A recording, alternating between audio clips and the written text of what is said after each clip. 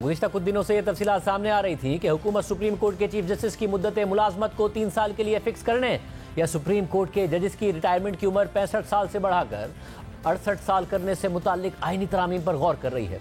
इस हवाले से यह बहस भी शुरू हो गई कि अगर सुप्रीम कोर्ट के चीफ जस्टिस की मुद्दत मुलाजमत को 3 साल के लिए फिक्स किया जाता है तो मौजूदा चीफ जस्टिस काजी फाइज ईसा जो रवा साल अक्टूबर में रिटायर होने वाले हैं, उनकी मुद्दत मुलाजमत में तकरीबन मजीद 2 साल का इजाफा हो सकता है। और अगर सुप्रीम कोर्ट के जज की रिटायरमेंट की उम्र को 65 साल से बढ़ाकर 68 साल किया जाता है तो मौजूदा चीफ जस्टिस अपने ओहदे पर 65 साल की उम्र के बाद भी यानी अक्टूबर 2024 के बाद भी मजीद 3 साल के लिए बरकरार रह सकते हैं। और आज बाकायदा हुकूमत ने जजिस की तकरीर से मुतालिक तो आईनी तरमीम का इशारा दे दिया है।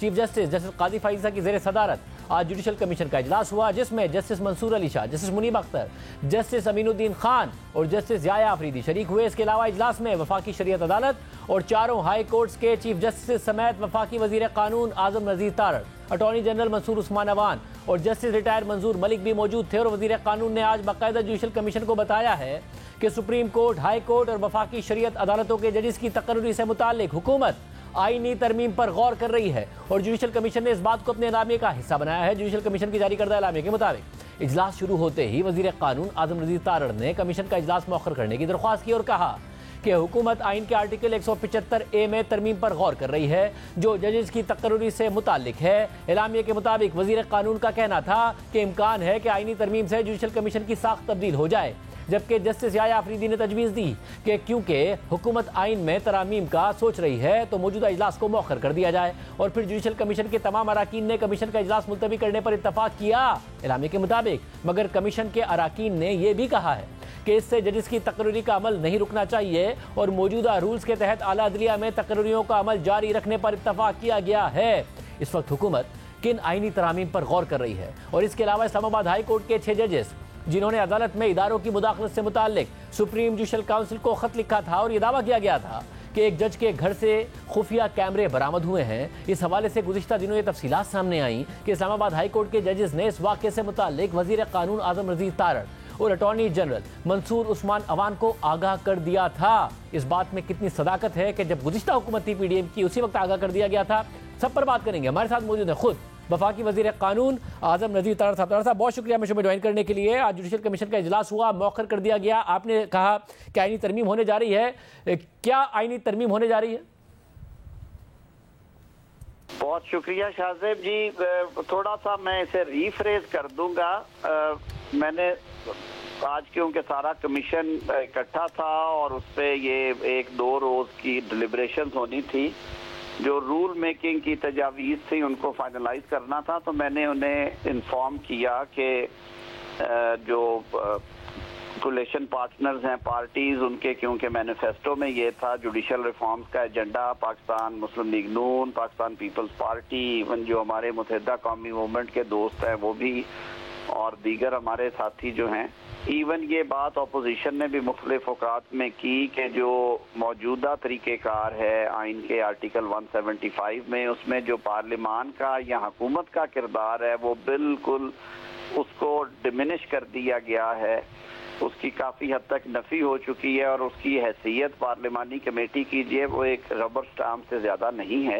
हम कहते हैं कि ये बैलेंस होना चाहिए, जिस तरह पिछले निज़ाम में बैलेंस था कि तयनातियाँ जो हैं वो वज़ीर आज़म की एडवाइस पे सदर मुमलिकत ही करते थे, लेकिन उसमें with the passage of time ये तय हो गया था असूल कि जो चीफ जस्टिस हैं उनकी मीनिंगफुल जो एडवाइस है या मीनिंगफुल कंसल्टेशन होगी जजेस अपॉइंटमेंट में। तो ये मामला एग्जेक्टिव और जुडिशरी की मुत्तफिका सोच के बाद किसी तरफ लगता था। जुडिशरी और एग्जेक्टिव जिस कैंडिडेट पे मुत्तफिक हो जाते थे वो तयनात होते थे। अब दुनिया भर में इस तरह है। 18वीं तरमीम में भी तकरीबन यही रखा गया था, लेकिन उसको लार्जर ज़रा उसका जो था एक तरह से कैनवस वो बड़ा कर दिया गया और उसमें स्टेक होल्डर्स बढ़ा दिए गए, जजेस बिठाए गए, जजेस के साथ बार के नुमाइंदे बैठे और फिर अवामी नुमाइंदों को भी इख्तियार दिया गया कि वो रिजेक्शन भी कर सकते हैं और वो रेफर बैक भी कर सकते हैं और अपनी राय भी दे सकते हैं। लेकिन आपने देखा कि जब से मुनीर हुसैन केस आया, ये 2013 में मेरे ख्याल में आया था, 12 में उससे यकसर बदल दिया गया पहले 2 साल में ही। और उसके बाद फिर एक लाइन है लंबी कि मैं खुद पार्लिमानी कमेटी का हिस्सा रहा हूँ, 8 मुअज़्ज़ज़ पार्लियामेंटेरियंस बैठ के कोई डिसाइड करते थे on the basis of their recommendations. वो उसकी तौसीक नहीं करते थे तय्युनाती की, और सिंगल जज साहब किसी भी हाई कोर्ट में बैठ के रिट ज्यूरिसडिक्शन में उसको सेटिसाइड कर देते थे और फिर ओथ हो जाता था उन जज साहब का। ये कोई कन्फ्रंटेशन की बात नहीं है, बात असूल की है।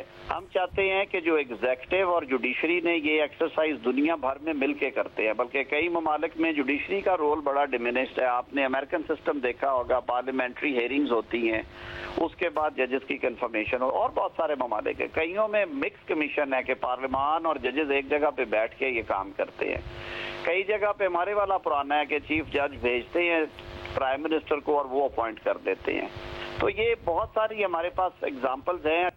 मतलब अगर आप 19वीं तरमीम में रबर स्टैम्प बना दिया पार्लिमानी कमेटी को, 18वीं तरमीम हुई 2010 में पीपल्स पार्टी के दौर में, मगर इफ्तिखार चौधरी साहब ज्यादा इख्तियार चाहते थे और नून लीग ने अपना पलड़ा इफ्तिखार चौधरी के हक में डाला, जिसके बाद 19वीं तरमीम हुई और पार्लिमानी जो कमेटी थी वो रबर स्टैम्प बन के रह गई। तो अब क्या दोबारा आप 18वीं तरमीम की तर्ज पर ये करने जा रहे हैं, और किन स्टेक होल्डर से कंसल्टेशन के बाद ये तरामीम की जाएंगी? 18वीं तरमीम का जो बेसिक आइडिया था वो बड़ा खूबसूरत था, वो भी इसी तरह का था। तो अब इस पे वजीर आजम साहब ने हदायत की कि आप एक कमेटी कॉन्स्टिट्यूट करें जिसमें जो हमारे मेजर पार्टनर्स हैं, अलाइज, उनकी नुमाइंदगी है, बार बॉडीज के जो एपेक्स बॉडीज के नुमाइंदे हैं उन्हें दावत दी गई है। हम अपोजिशन से भी बात करेंगे ऑफ कोर्स, और अपोजिशन ने बारहा इस पे अपनी राय का इजहार किया है स्टैंडिंग कमेटीज में, पार्लियामेंट्री कमेटी के मिनट्स में है। पाकिस्तान तहरीक इंसाफ के जो लोग थे उन्होंने कहा कि नहीं, ये मुनासिब नहीं है, इसमें बैलेंस होना चाहिए।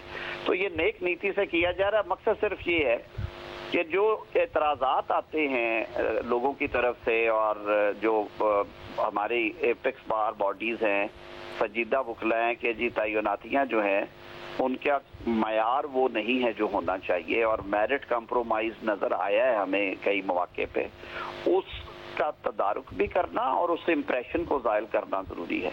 तो इस नीयत के साथ ये एक्सरसाइज शुरू की जा रही है। और इन खबरों में कितनी सदाकत है कि आप एक जुडिशल पैकेज ला रहे हैं, आईनी तरमीम होगी जिसमें या तो चीफ जस्टिस की जो मुद्दत मुलाजमत है वो 3 साल कर दी जाएगी, या फिर सुप्रीम कोर्ट के जजेस की रिटायरमेंट की उम्र 68 साल कर दी जाएगी 65 साल से बढ़ाकर? नहीं सर, अभी तो जो हमारे जिम्मे दिया गया है मैंडेट, जिस पे गुफ्तगू हुई है वो इसी हद तक है, लेकिन बहुत सारी चीजें ऐसी हैं आइन में जिन पे गुफ्तगू हो सकती है अगर सारे लोग और पार्लियामान में कंसेंसस हो जाए।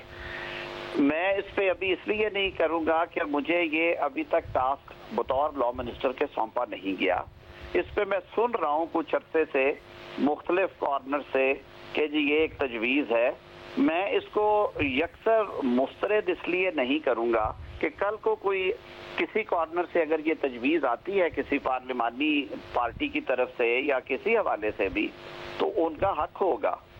अब ये तजवीज़ क्योंकि पिछले 2-3 माह में गर्दिश कर रही है, पहले भी इस पे बात होती रही है कि आया जो ये सबसे बड़ा ऑफिस है अदलिया का, इसमें कई दफ़ा बहुत हमारे पास ऐसे वक्त आए हैं और ऐसे काबिल लोग आए हैं कि जिन्हें इंस्टीट्यूशन को संवारने का मौका था लेकिन उनके पास टाइम नहीं था। मैं एक छोटी सी मिसाल देता हूं, अगर मादी में चले जाए, कि जैसे एक लंबे दौर के बाद जब चेंज आई जस्टिस इफ्तार मोहम्मद चौधरी साहब की रिटायरमेंट के बाद, तो जस्टिस सदक जिलानी और जस्टिस नासरुल मुल्क यके बाद दीगरे आए, लेकिन उनका जो मुद्दत था तय्युनाती की वो साल से कम या साल के लगभग थी।